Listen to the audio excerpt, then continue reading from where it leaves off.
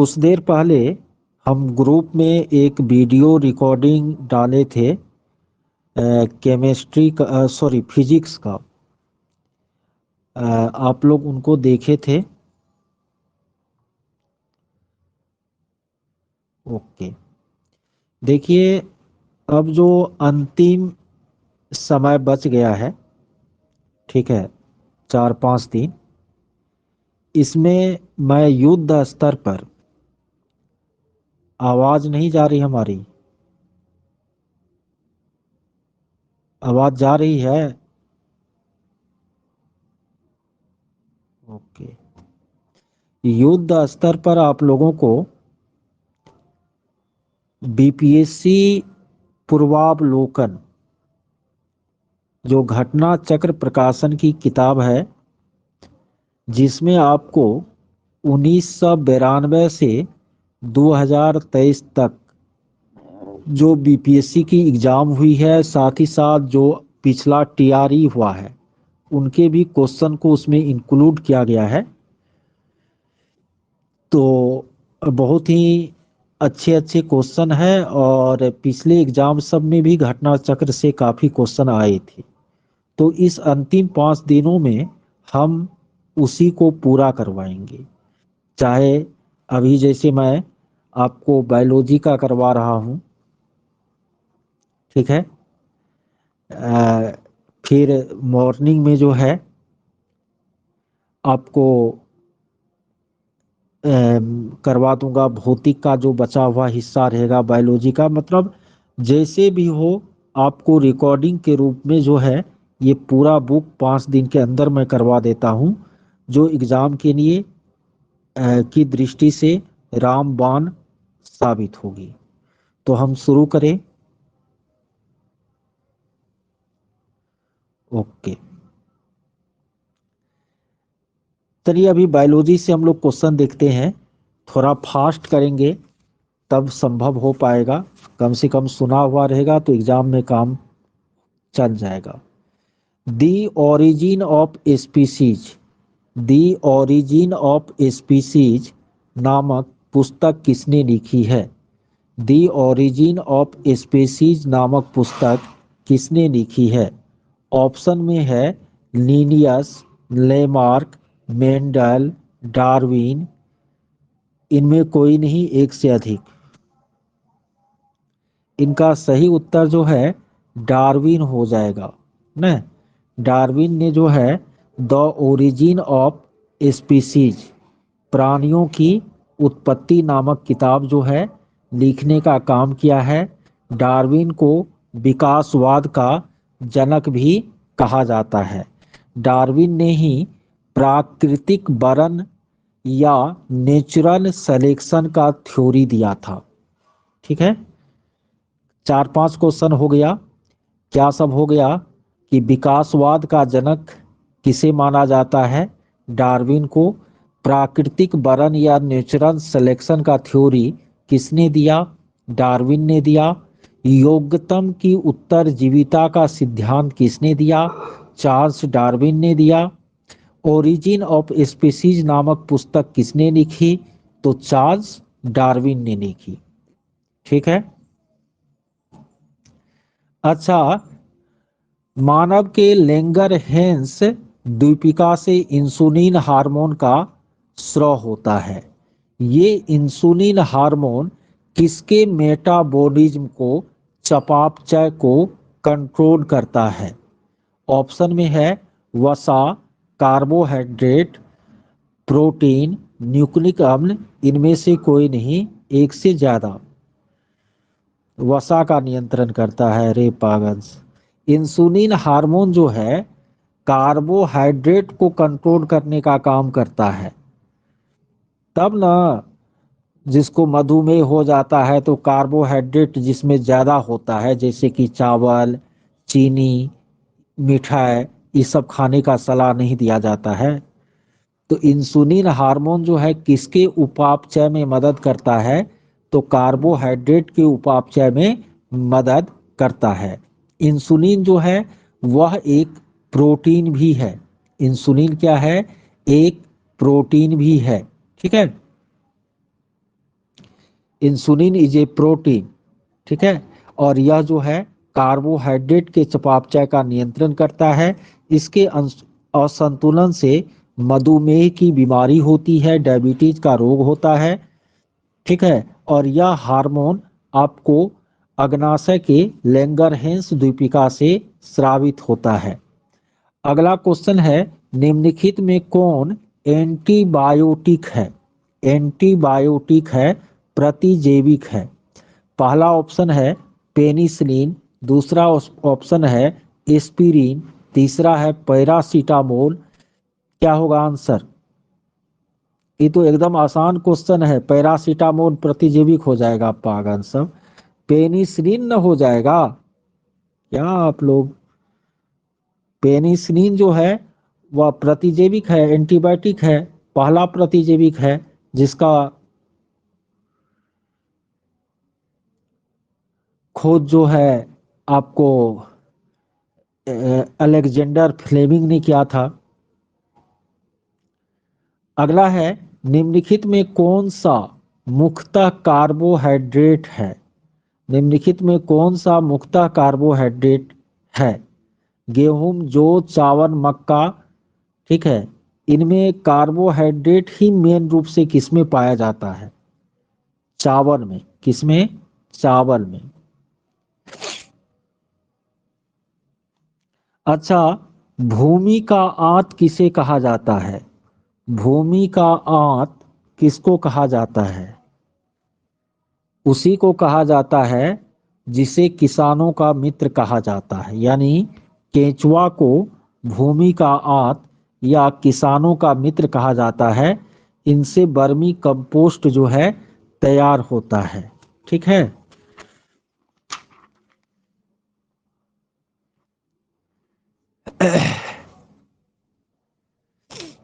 अच्छा, जेनेटिक्स किसका अध्ययन है?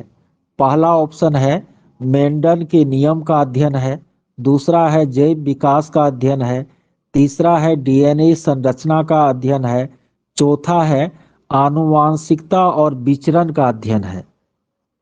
जेनेटिक्स, जेनेटिक्स जो है आनुवांशिकता और विचरण, विचरण वेरिएशन हो गया, यानी किसी भी बच्चे में, ठीक है, कुछ गुण माता पिता से आते हैं और कुछ अलग गुण भी विकसित होता है, यानी कुछ सेम रहता है, कुछ वेरिएशन होता है। तो जेनेटिक्स जो है आनुवांशिकता और विचरण का क्या है? अध्ययन है। गर्भ में भ्रूण का विकास जानने के लिए किस तरंग का इस्तेमाल होता है? एक्स किरण का, सूक्ष्म तरंगों का, पराध्वनि तरंगों का, पराबैंगनी तरंगों का, किसका? माने आप लोग पेट में बच्चा होगा तो कई बार अल्ट्रासाउंड कराए थे?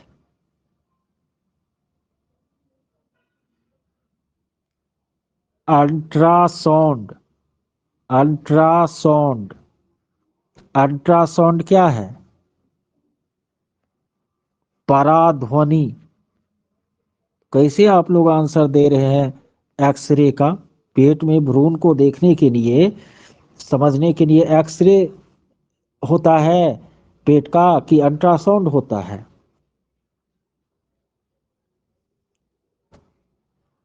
अच्छा, निम्न में कौन एक असत्य फल है?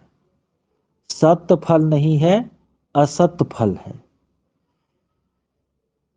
सेब, अंगूर, खजूर, आलू बुखारा, उपर्युक्त में कोई नहीं।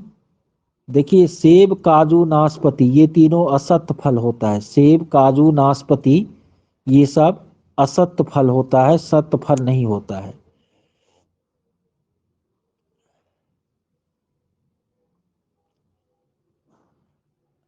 अच्छा, लौंग एक मसाला है जो पौधे के किस भाग से प्राप्त किया जाता है? लौंग एक मसाला है जो पौधों के किस भाग से प्राप्त किया जाता है? बिल्कुल फूलों की कली से प्राप्त किया जाता है। अच्छा, अदरक, अदरक जो है एक तना है। अदरक जो है वह एक तना है, जड़ नहीं है। क्यों? पहला विकल्प है यह खाद्य सामग्री को संग्रहित करता है। दूसरा है इसमें नोड और अंतर नोड होते हैं। चौथा है, तीसरा है यह मिट्टी में क्षैतिज रूप से बढ़ता है। बिल्कुल, इसमें नोड और अंतर नोड होते हैं, जिसके कारण अदरक जो है क्या है, एक तना है। अच्छा, पादप कली है, एक भ्रूणीय टहनी, एक भ्रूणीय पत्ती, एक भ्रूणपोष, एक बीज। पादप कली है। पहला ऑप्शन होगा एक भ्रूणीय टहनी। पादप कली जो है वह एक भ्रूणीय टहनी है। एक भ्रूणीय टहनी है कौन? आपको पादप कली। पौधे जो नमक युक्त मिट्टी में उगते हैं उसको क्या कहा जाता है? नमक में जो उगेगा, नमक, उसको हेलोफाइट कहते हैं। क्या कहते हैं? हेलोफाइट। जो पानी में उगते हैं, हाइड्रोफाइट। जो मरुस्थल में उगते हैं उसको जीरोफाइट कहा जाता है। लवणीय भूमि में जो उगते हैं उसको हाइलोफाइट कहा जाता है। अच्छा, इलेक्ट्रोएन्सेफेलोग्राम ईईजी किसके निगरानी के लिए किया जाता है? ईईजी, ईसीजी नहीं, ईईजी किसके निगरानी के लिए किया जाता है? हृदय की निगरानी के लिए, यकृत की निगरानी के लिए, अग्नाशय के लिए, मस्तिष्क के लिए? ईईजी मस्तिष्क का होता है, ईईजी। ईसीजी जो होता है वह हार्ट का होता है, हृदय का। ईसीजी हृदय का, ईईजी किसका होता है? मस्तिष्क का।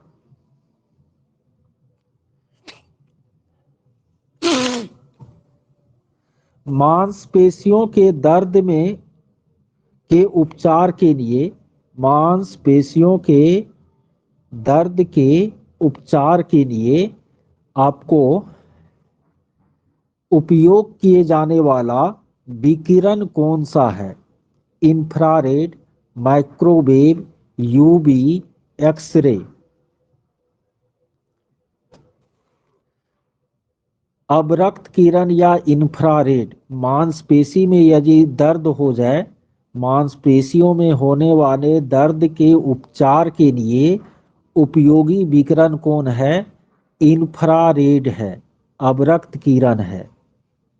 ठीक है। अगला प्रश्न है, जीवों में अत्यधिक विविधता का कारण क्या है?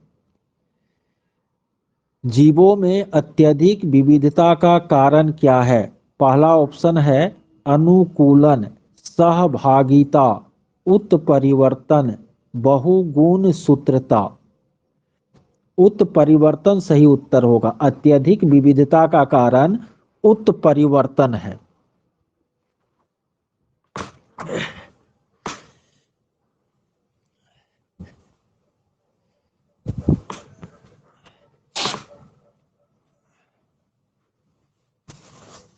देखिए, बोलने और लिखने दोनों में समय काफी चला जाता है। 5 दिन समय बाकी है, हजारों क्वेश्चन करवाना है। तो हम बोलेंगे, आप लोग सुनिए और उत्तर दीजिए, ठीक है? तो जल्दी होगा। अच्छा, मेंडन के आनुवांशिकता का सिद्धांत जो है किस पर आधारित है? कायिक जनन पर, अलैंगिक जनन पर, लैंगिक जनन पर, इनमें सभी पर? लैंगिक जनन सही उत्तर होगा। सेक्सुअल रिप्रोडक्शन पर मेंडन के आनुवांशिकता का सिद्धांत आधारित है। अगला है, डीएनए का खोज किसने किया था? डीएनए का खोज किसने किया था? वाटसन और क्रिक ने, मेंडल ने, जोहानसन ने, हरगोविंद खुराना ने। पांचवा ऑप्शन है उपर्युक्त में कोई नहीं, एक से अधिक। एक से अधिक वाला ऑप्शन होगा, क्योंकि वाटसन और क्रिक, ठीक है, ये डीएनए के द्विकुंडलित रचना का दिया था। हरगोविंद खुराना, ठीक है, जोहानसन, ये तीनों आपको डीएनए से जुड़ा हुआ है। तो पांचवा ऑप्शन ले लेंगे, एक से अधिक। अगला है, जीव कोशिकाओं में आनुवांशिक लक्षणों के नियंत्रण में निम्नलिखित में कौन सा उत्तरदायी है? जीव कोशिकाओं में आनुवांशिक लक्षणों के नियंत्रण में कौन सा उत्तरदायी है? डीएनए उत्तर हो जाएगा। आनुवांशिक लक्षण के नियंत्रण में कौन उत्तरदायी है? डीएनए। अच्छा, यकृत और मांसपेशियों में जो ऊर्जा जमा होती है, यकृत यानी लीवर और मांसपेशी में जो एनर्जी जमा होती है, वह किस रूप में होती है? पहला ऑप्शन है कार्बोहाइड्रेट के रूप में, दूसरा ऑप्शन है वसा के रूप में, तीसरा ऑप्शन होता है प्रोटीन के रूप में, चौथा ऑप्शन है ग्लाइकोजन के रूप में। देखिए, यकृत और मांसपेशियों में जो ऊर्जा एकत्र होती है वह ग्लाइकोजन के रूप में होती है, ग्लाइकोजन के रूप में होती है। निम्नलिखित में से कौन सा कोशिका घटक कोशिका में दाखिल होने वाले जीवाणुओं को नष्ट करता है?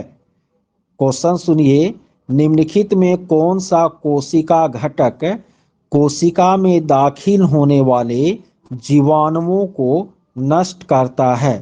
पहला ऑप्शन है राइबोसोम, दूसरा है गोल्जी बॉडी, तीसरा है लाइसोसोम, चौथा है अंतःप्रद्रवी जालिका, पांचवा कोई नहीं, एक से अधिक। इसका सही उत्तर लाइसोसोम हो जाएगा।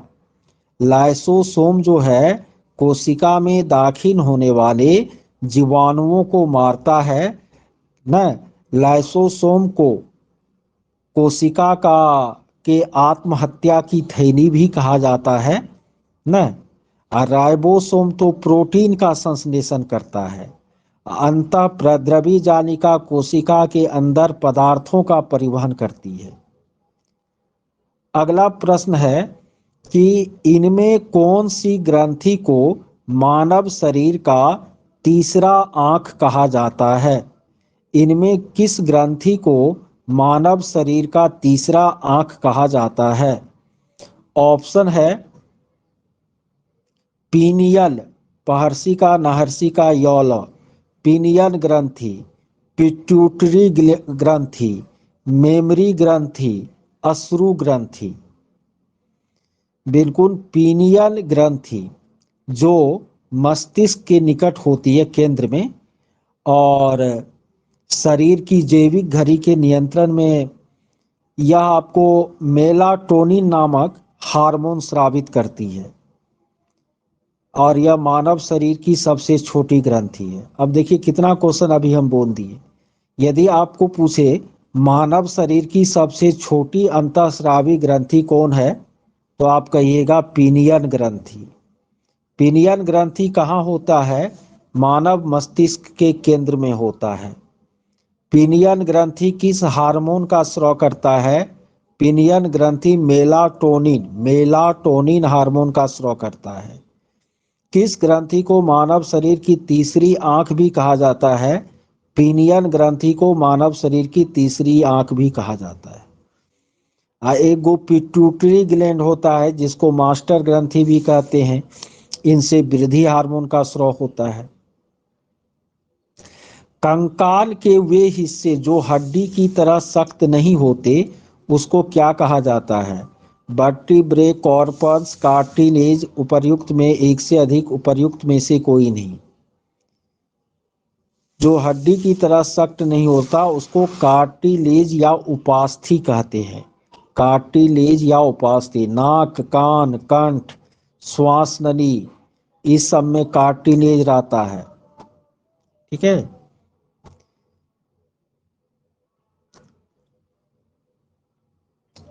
लाइकेन में एक क्लोरोफिल युक्त पार्टनर एक साथ रहते हैं, यानी एक के पास क्लोरोफिल होता है, एक के पास नहीं।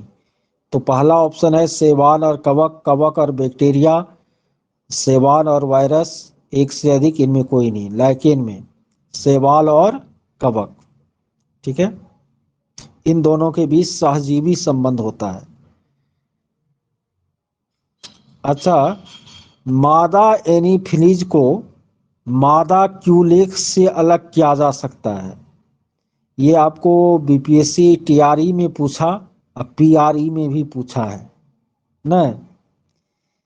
मादा एनीफिलीज को मादा क्यूलेक्स से कैसे अलग किया जा सकता है? क्योंकि वह बैठती है अधा स्तर की सतह के समकोण पर, अधा स्तर के साथ एक कोण पर, अधा स्तर की सतह के समांतर, उपर्युक्त में एक से अधिक, उपर्युक्त में कोई नहीं।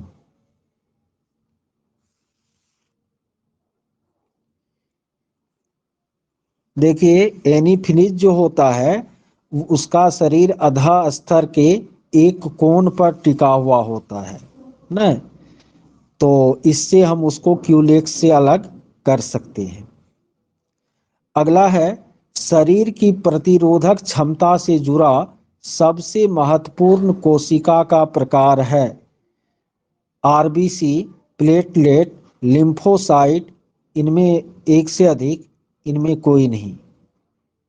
लिम्फोसाइट, श्वेत रक्त कोशिका में लिम्फोसाइट पाया जाता है जो प्रतिरोधक क्षमता पैदा करता है, शरीर में रोगों से लड़ने की क्षमता पैदा करता है। लिम्फोसाइट अस्थि मज्जा में बनती है। यह एक प्रकार की श्वेत रक्त कोशिका है।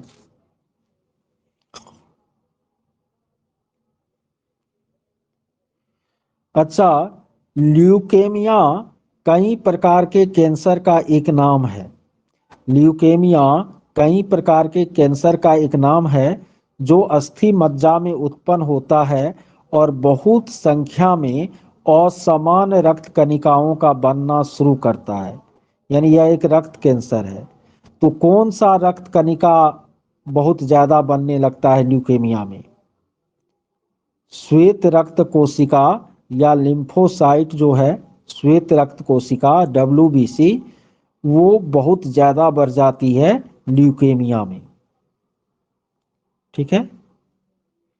रक्त कैंसर होगा ना तो श्वेत रक्त कोशिका की संख्या बहुत ज़्यादा बढ़ जाती है। मानव शरीर के किस अंग में उपकला कोशिका पाई जाती है? मानव शरीर के किस अंग में उपकला कोशिका पाई जाती है? बाल, नाक, फेफड़ा, अग्नाशय, इनमें कोई नहीं।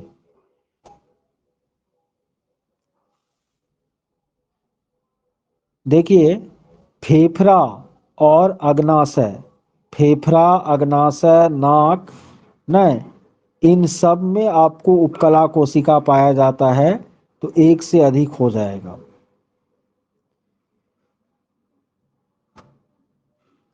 अच्छा,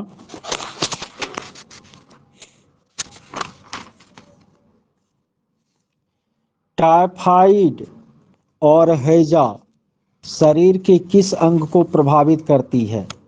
टाइफाइड को आंत्र ज्वर भी कहते हैं। टाइफाइड और हैजा जो है आंत को प्रभावित करती है। टीबी, प्लेग और निमोनिया, टीबी, प्लेग और निमोनिया किस अंग को प्रभावित करती है? यह आपको फेफड़ा को प्रभावित करती है। टीबी, प्लेग और निमोनिया फेफड़ा को प्रभावित करती है। टेटनस और कोढ़ की बीमारी तंत्रिका तंत्र को प्रभावित करती है। डिप्थीरिया और कानी खांसी श्वास नली को प्रभावित करती है। कार्बनिक कृषि में क्या होता है? रासायनिक उर्वरक का इस्तेमाल नहीं होता है, केवल जैविक या कार्बनिक खाद का इस्तेमाल होता है, कंपोस्ट खाद का इस्तेमाल होता है। निम्नलिखित में से कौन सी क्रिया पृथ्वी पर हो रहे कार्बन चक्र में ऑक्सीजन को बढ़ाती है? निम्नलिखित में कौन सी क्रिया पृथ्वी पर हो रहे कार्बन चक्र में ऑक्सीजन को बढ़ाती है? श्वसन, ज्वालामुखी उद्भेदन, कार्बनिक पदार्थों का क्षय, प्रकाश संश्लेषण, एक से अधिक कोई नहीं। ऑक्सीजन का मात्रा किससे बढ़ेगा? प्रकाश संश्लेषण से बढ़ेगा, सीधी बात है। तो प्रकाश संश्लेषण उत्तर हो जाएगा।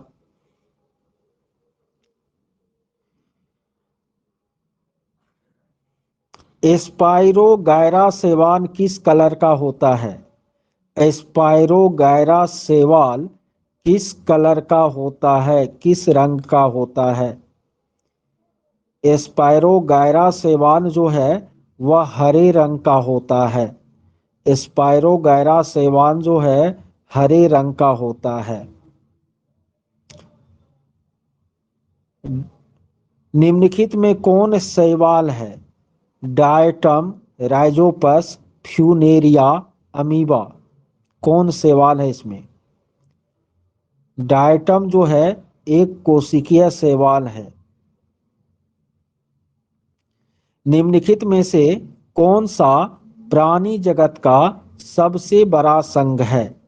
Arthropoda, Mollusca, Ctenophora, Platyhelminthes. Arthropoda इसका सही उत्तर होगा। प्राणी जगत का सबसे बड़ा संघ कौन है? और ऑर्थोपोडा, ऑर्थोपोडा। निम्न में से किस पौधे ने खाद्य सामग्री संग्रह करने के लिए अपने स्टेम को संशोधित किया है, अपने तना को संशोधित किया है? अदरक, मूली, चुकंदर, गाजर। किसने? अदरक। क्या होगा? अदरक। निम्नलिखित में से किस पौधे ने खाद्य सामग्री संग्रह करने के लिए अपने स्टेम को संशोधित किया है? तो अदरक हो जाएगा। मानव शरीर में लगभग कितना प्रतिशत पानी होता है? मानव शरीर में लगभग कितना प्रतिशत पानी होता है? 70%। मानव शरीर में लगभग 70% पानी होता है। मानव स्वास्थ्य पर ओजोन से क्या प्रभाव पड़ सकता है? धूप में जलना, धूप से जलना यानी सनबर्न की बीमारी, मोतियाबिंद, त्वचा का कैंसर, त्वचा का मुरझाना, ये सभी हो सकता है। ओजोन परत के क्षय से सनबर्न भी हो सकता है, मोतियाबिंद भी हो सकता है, त्वचा कैंसर भी हो सकता है और त्वचा जो है मुरझा भी सकती है। अच्छा, करकुम्मा लोंगा किस मसाले का वैज्ञानिक नाम है? जीरा, लौंग, हल्दी, धनिया। करकुम्मा लौंगा, करकुम्मा लौंगा जो है वह हल्दी का वैज्ञानिक नाम है। करकुम्मा लौंगा हल्दी का वैज्ञानिक नाम है ना।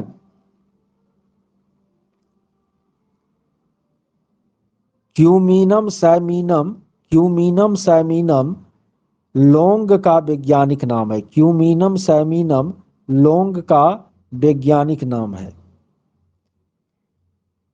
वयस्क मानव की हाथों और पैरों के हड्डियों की संख्या मानव के सभी हड्डियों की संख्या का लगभग कितना प्रतिशत होता है? न वयस्क मानव के हाथ और पैर में जैगो हड्डी होता है वह मानव की कुल हड्डी का कितना प्रतिशत होता है?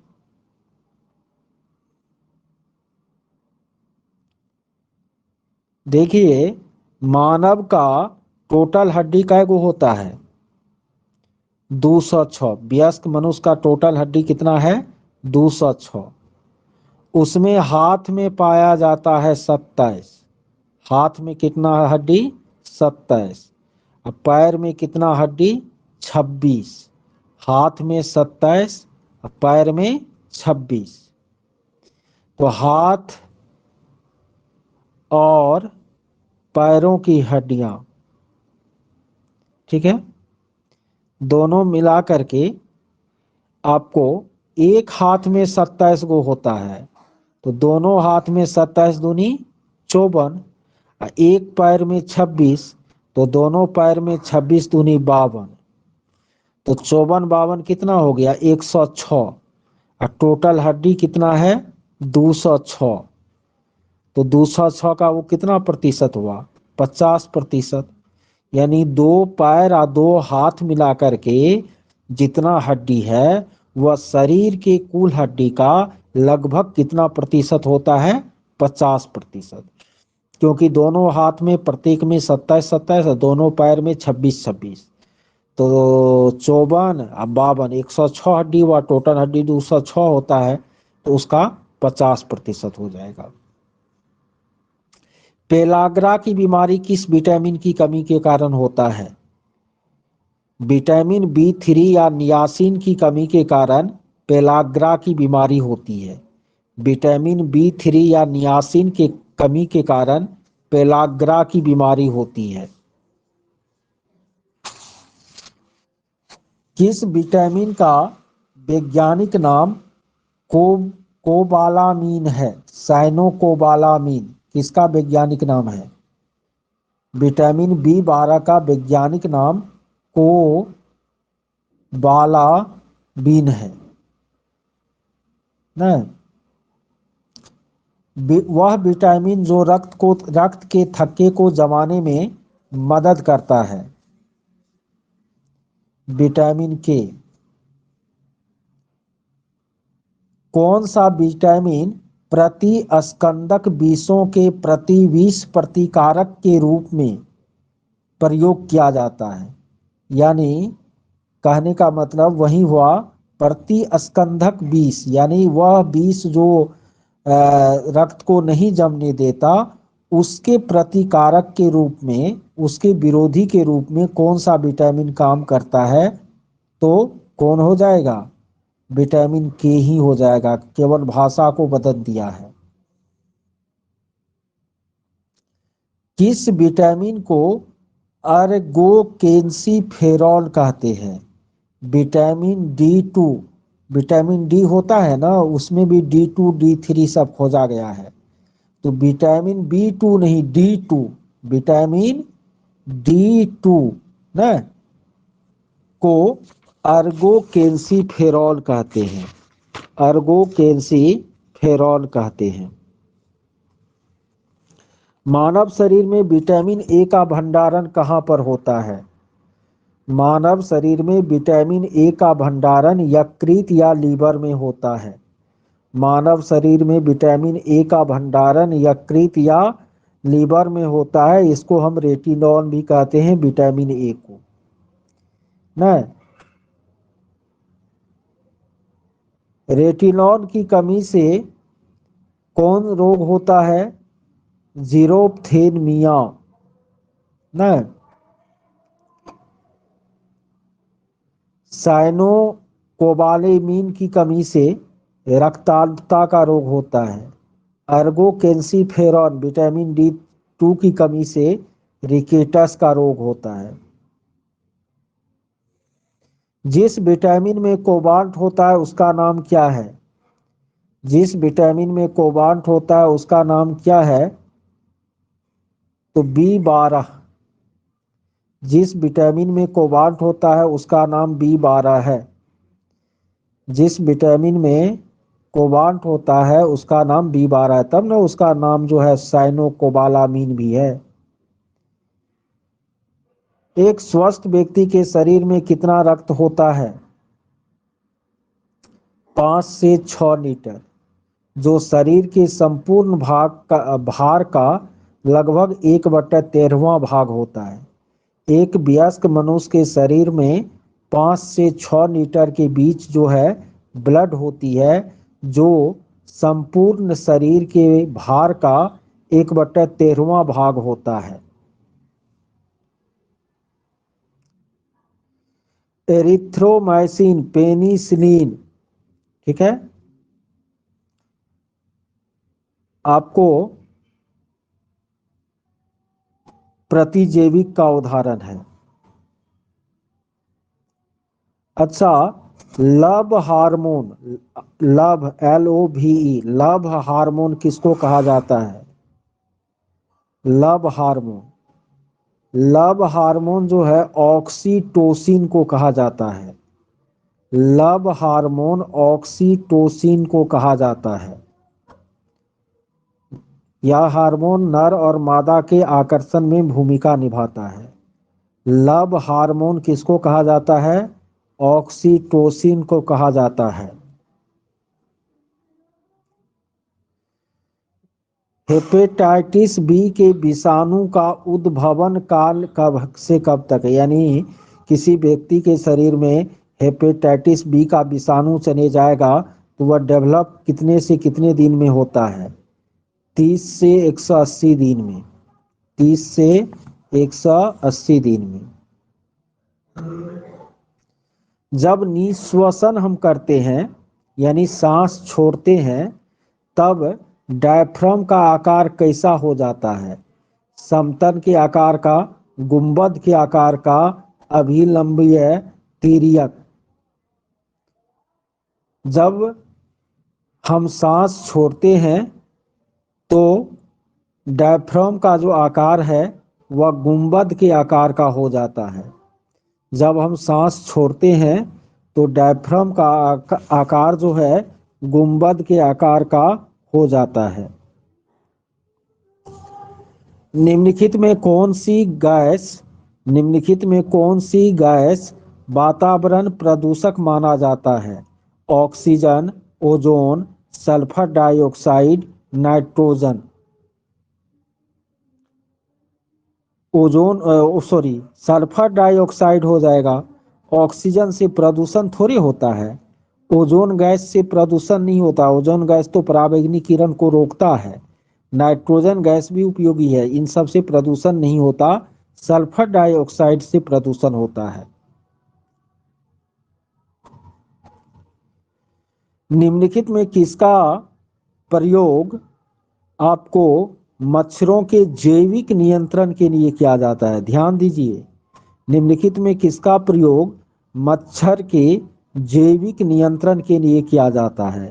तेल का, मरहम का, DDT का, गेम्बूसिया का।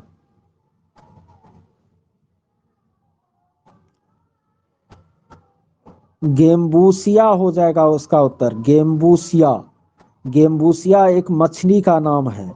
गेम्बूसिया जो है वह एक मछली का नाम है जो मच्छरों के जैविक नियंत्रण के लिए प्रयोग में लाई जाती है। गेम्बूसिया मछली, कौन मछली? गेम्बूसिया मछली मच्छरों के जैविक नियंत्रण के लिए उपयोग में लाई जाती है। हीमोग्लोबिन का काम क्या है? ऑक्सीजन का परिवहन, बैक्टीरिया का विनाश, ऊर्जा का उपयोग, रक्ताल्पता का नियंत्रण, एक से अधिक कोई नहीं। हीमोग्लोबिन का काम है ऑक्सीजन का परिवहन। बकलोन सब ऑक्सीजन को शरीर के एक भाग से दूसरे भाग तक और फिर कार्बन डाइऑक्साइड को भी ढो करके लाने का काम कौन करता है? हीमोग्लोबिन करता है। अच्छा, आपको ब्लड ट्रांसफ्यूजन है, रक्त आदान है, तो उसमें रक्त का न केवल प्रकार बल्कि और क्या संगत होना चाहिए? यानी रक्त का प्रकार ए है वो तो ठीक है, RH फैक्टर भी संगत होना चाहिए। RH फैक्टर भी संगत होना चाहिए, तब रक्ताधान सही माना जाएगा।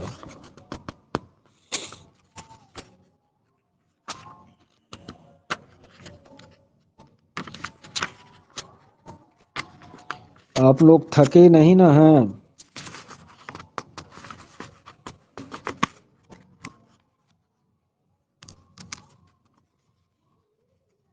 ठीक है।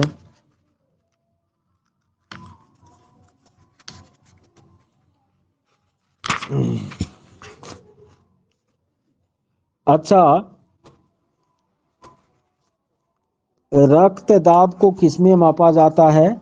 किस यंत्र से मापा जाता है? स्फिग्मोमेनोमीटर से। रक्त दाब को किससे मापा जाता है? स्फिग्मोमेनोमीटर, ब्लड प्रेशर मापने वाला मशीन। ब्रिक से प्रति मिनट कितने रक्त का प्रवाह होता है? ब्रिक से प्रति मिनट कितने रक्त का प्रवाह होता है? 1000 CC, 1200 CC, 200 CC, 500 CC. Brick से प्रति मिनट 1200 सीसी रक्त का प्रवाह होता है। 1200 क्यूबिक सेंटीमीटर यानी 1200 ml हो गया, यानी 1.2 लीटर हो गया। ब्रिक से प्रति मिनट 1200 सीसी यानी 1.2 लीटर रक्त का प्रवाह होता है। यह भी याद रखिएगा कि मानव ब्रिक प्रतिदिन लगभग 1500 लीटर रक्त को शुद्ध करता है। ठीक है, 1500 लीटर रक्त को क्या करता है? शुद्ध करता है। और मानव ब्रिक जो है एक दिन में लगभग 1.5 लीटर मूत्र बनाता है। 1.5 लीटर मूत्र बनाता है। अच्छा, इंसुलिन एक हार्मोन भी है, प्रोटीन भी है। अगला क्वेश्चन है, इसमें कौन महिला सेक्स हार्मोन है? एस्ट्रोजन, एंड्रोजन, इंसुलिन, ऑक्सीटोसिन, एक से अधिक। एस्ट्रोजन या प्रोजेस्ट्रॉन, एस्ट्रोजन, प्रोजेस्ट्रॉन, ये सब क्या है आपको? महिला सेक्स हार्मोन है। ऑक्सीटोसिन तो लव हार्मोन है। इंसुलिन तो कार्बोहाइड्रेट का नियंत्रण करता है। और टेस्टोस्टेरोन जो है पुरुष हार्मोन है। ऑक्सीटोसिन जो है स्तन ग्रंथि से दुग्ध स्राव होने में भी भूमिका निभाता है।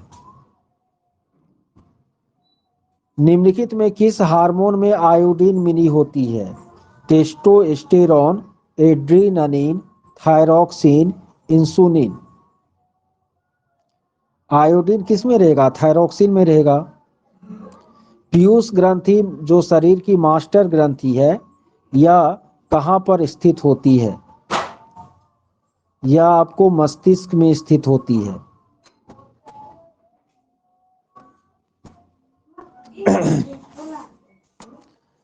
चिकित्सा स्थितियों का निदान करने के लिए एमआरआई तकनीक का उपयोग किया जाता है। एमआरआई का प्रयोग, एमआरआई में किसका उपयोग नहीं होता? चुंबकीय क्षेत्र का, न एक्स किरण का, रेडियो तरंग का, गामा किरण का। इसमें एक्स और गामा दोनों का प्रयोग होता है, इसीलिए एक से अधिक वाला ऑप्शन सही हो जाएगा। अंगोरा ऊन किससे निकाला जाता है? बहुत ही गर्म होता है अंगोरा ऊन, न ये किससे निकाला जाता है? खरगोश से, लोमड़ी से, बकरी से, भेड़ से। अंगोरा ऊन या आपको खरगोश से निकाला जाता है। अंगोरा ऊन किससे निकाला जाता है? खरगोश से। पौधे अपना पोषक मुख्यतया कहाँ से प्राप्त करते हैं? पौधे अपना पोषक मुख्यतया कहाँ से प्राप्त करते हैं? तो मृदा से प्राप्त करते हैं। 14 गो पोषक तत्व मृदा से, केवल 2 गो पोषक तत्व वायुमंडल से। तो पौधे अपना पोषक तत्व कहाँ से प्राप्त करते हैं? तो मृदा से प्राप्त करते हैं। प्रकाश संश्लेषण की क्रिया होती है न्यूक्लियस में, माइटोकॉन्ड्रिया में, क्लोरोप्लास्ट में, परऑक्सीसोम में। क्लोरोप्लास्ट में प्रकाश संश्लेषण की क्रिया क्लोरोप्लास्ट में होती है। अगला है प्रकाश संश्लेषण का उपोत्पाद कौन सा है, बाय प्रोडक्ट कौन सा है? तो इसका उत्तर होगा ऑक्सीजन। प्रकाश संश्लेषण में ऑक्सीजन उत्पन्न होती है, वही उसका उपोत्पाद है। सौर ऊर्जा एटीपी में कहाँ बदलती है? तो सौर ऊर्जा एटीपी में क्लोरोप्लास्ट में बदलती है। एटीपी रहेगा तो दिमाग में आ जाएगा माइटोकॉन्ड्रिया, लेकिन यहाँ पर है कि सोलर एनर्जी जो है एटीपी के रूप में कहाँ बदलती है? तो उत्तर हो जाएगा आपको कौन सा? क्लोरोप्लास्ट। कोशिका का शक्ति स्रोत, पावर हाउस कौन होता है? माइटोकॉन्ड्रिया। आवाज नहीं जाती है?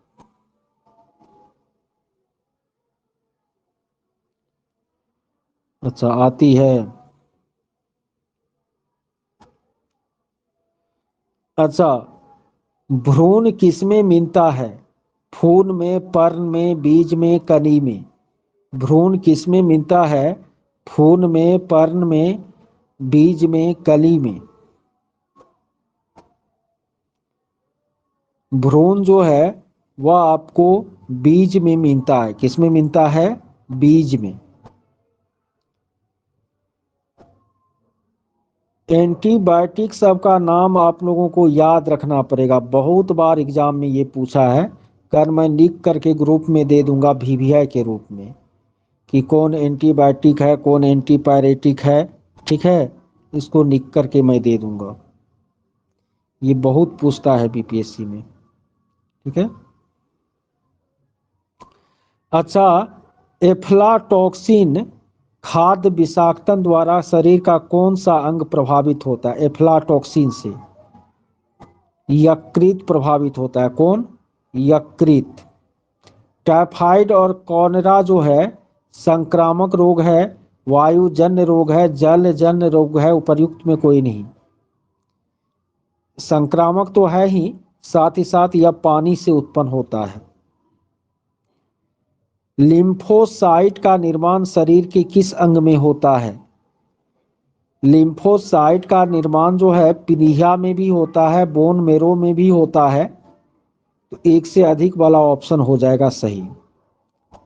ओंकाजीन, ओंकाजीन किससे संबंधित है? तपेदिक से, पीलिया से, कर्क रोग से, आंत्र ज्वर से? ओंकाजीन किससे संबंधित है? ओंकाजीन जो है यह कर्क रोग या कैंसर से संबंधित है। ओंकाजीन कर्क रोग या कैंसर से संबंधित है। अगला क्वेश्चन है एंजाइम लाइपेज का स्रोत कौन है? एंजाइम लाइपेज का स्रोत कौन है? इसका उत्तर हो जाएगा अग्नाशय। एंजाइम लाइपेज का स्रोत कौन है? तो उत्तर हो जाएगा अग्नाशय। अच्छा, रक्त के संचलन में कौन मदद करता है? लिम्फोसाइट, मोनोसाइट, एरिथ्रोसाइट, रक्त प्लेटलेट्स? एरिथ्रोसाइट। एरिथ्रोसाइट जो है वह रक्त के संचलन में मदद करता है। लिम्फोसाइट शरीर में प्रतिरक्षा शक्ति पैदा करता है, रोग से लड़ता है। अब प्लेटलेट्स जो है वह रक्त का थक्का जमाता है। अगला है निम्नलिखित में कौन सा क्लोरोफिल का घटक नहीं है? Calcium, carbon, magnesium, hydrogen? एक से अधिक इनमें कोई नहीं। क्लोरोफिल में कार्बन भी रहता है, मैग्नीशियम भी, हाइड्रोजन भी। मेन है मैग्नीशियम न, लेकिन मैग्नीशियम के अलावा क्लोरोफिल में कार्बन, हाइड्रोजन, नाइट्रोजन और ऑक्सीजन भी होते हैं, लेकिन कैल्शियम नहीं होता है। क्लोरोफिल का मुख्य घटक है मैग्नीशियम। क्लोरोफिल का मुख्य घटक मैग्नीशियम है, लेकिन उसमें कार्बन, हाइड्रोजन, नाइट्रोजन और ऑक्सीजन भी रहता है। क्या नहीं रहता है? कैल्शियम नहीं रहता है। बीसीजी वैक्सीन का इस्तेमाल किसके रोकथाम के लिए किया जाता है? बीसीजी वैक्सीन का इस्तेमाल जो है आपको क्षय रोग या टीबी रोग के रोकथाम के लिए दिया जाता है। याद रखिएगा, BCG bacillus Calmette Guerin, BCG का जो टीका है ना वह जन्म के तुरंत बाद देना चाहिए। यदि तुरंत बाद नहीं दे सके तो कम से कम 12 महीने के अंदर देना चाहिए। 12 महीने के बाद यदि बीसीजी का टीका दीजिएगा तो कोई उसका प्रभाव नहीं पड़ेगा। अच्छा, रक्त कैंसर के इलाज के लिए किनका किनका प्रयोग होता है? फास्फोरस 32 और कोबाल्ट 60 का। रक्त कैंसर के इलाज के लिए फास्फोरस 32 P32 और CO60 का प्रयोग होता है। फास्फोरस 32 और कोबाल्ट 60 का प्रयोग होता है।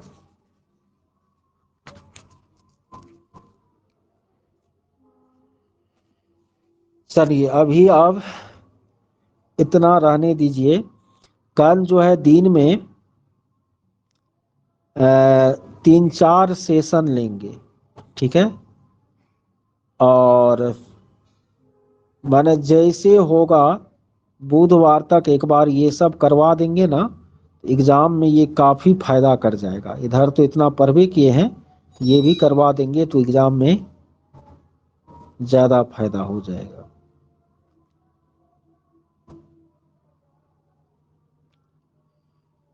ठीक। शाम से लगातार बोलते बोलते अब हम ही थक गए हैं अभी।